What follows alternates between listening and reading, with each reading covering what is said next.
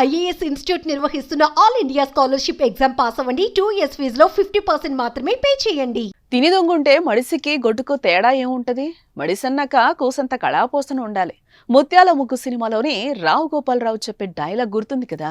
Pan India actor కొడుకు సంపన్నుడైతే సినిమాల్లోకొచ్చి తండ్రి stardom ఉపయోగించుకుని తాను సినిమాలో హ్యాపీగా సెటిల్ అయిపోవాలనుకోలేదు.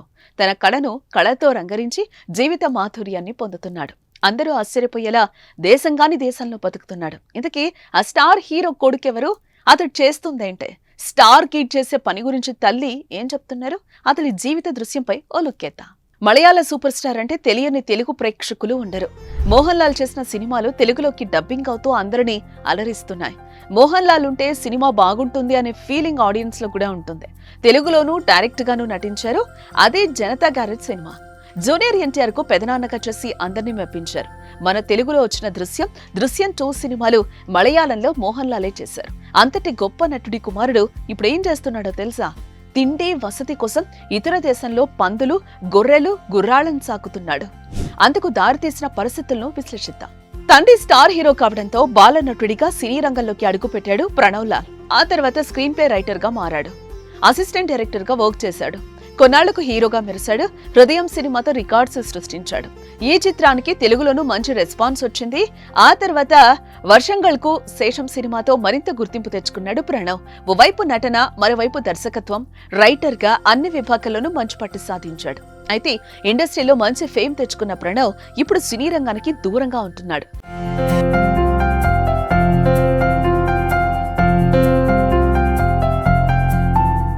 ప్రణవ్ కి నటన కంటే ట్రావెలింగ్ పై ఆసక్తి ఎక్కువ.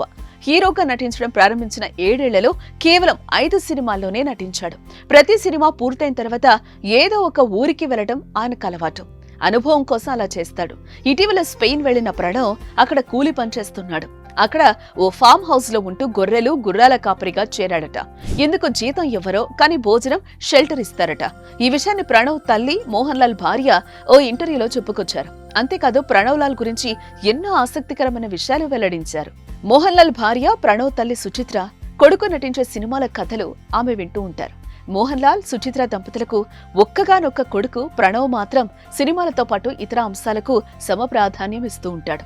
ఈ క్రమంలోనే ప్రస్తుతం ప్రణవ్ స్పెయిన్ లోని ఒక వ్యవసాయ క్షేత్రంలో వర్క్ అవే కార్యక్రమంలో ఉన్నాడు. అక్కడ డబ్బు కోసం కాకుండా ఆహారం, వసతి కోసం పనిచేస్తున్నాడని సుచిత్ర చెప్పుకొచ్చారు.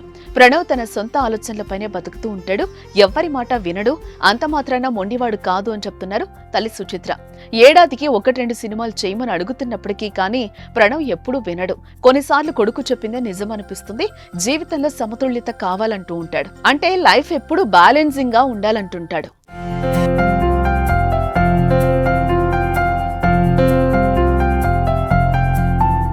ప్రణవ్ సినీ రంగంలో ఫెయిల్ అయ్యాడా అంటే అదీ లేదు. ప్రణవ్ 2003లో పునర్జనిలో బాలనటుడిగా ఎంటర్ అవ్వడంతోనే ఉత్తమ బాలనటుడిగా కేరళ ప్రభుత్వం అవార్డు అందుకున్నాడు. 2015లో జీతూ జోసెఫ్ అనే దర్శకుడి దగ్గర అంటే దృశ్యం సినిమా డైరెక్టర్ దగ్గర అసిస్టెంట్ డైరెక్టర్ గా పనిచేశాడు. పాపనాశం, ది లైఫ్ ఆఫ్ జోసుట్టి అనే 2 సినిమాలకు పనిచేశాడు. 2018లో అతను జీతూ దర్శకత్వంలో ఆదిలోనే నటించారు. ఆ మూవీ ఆ ఏడాది అత్యధిక కలెక్షన్స్ కొల్లగొట్టింది. ఉత్తమ తొలి నటుడిగా సైమా అవార్డు కూడా ఆ సినిమాకు దక్కించుకున్నాడు. అంతేకాదు ప్రణవ్లో సింగర్, లిరిక్ రైటర్ కూడా ఉన్నాడు. జిప్సీ విమెన్ పాటను రాసి పాడాడు కూడా. 2022లో హృదయం అనే సినిమాలో నటించాడు. కమర్షియల్ గాను మంచి విజయం కూడా సాధించింది. ఆ సినిమా తర్వాత ప్రణవ్ స్పెయిన్ కి వెళ్లిపోయాడు. చదువుల నిమిత్తం వెళ్లిన ప్రణవ్ అక్కడే part time job animal farm లో చేస్తున్నాడు. ఫామ్ లోని పందులు, కుక్కలు, ఇతర జంతువుల సంరక్షణ చూసుకుంటున్నట్లు ప్రణవ్ తల్లి సుచిత్ర తెలిపారు.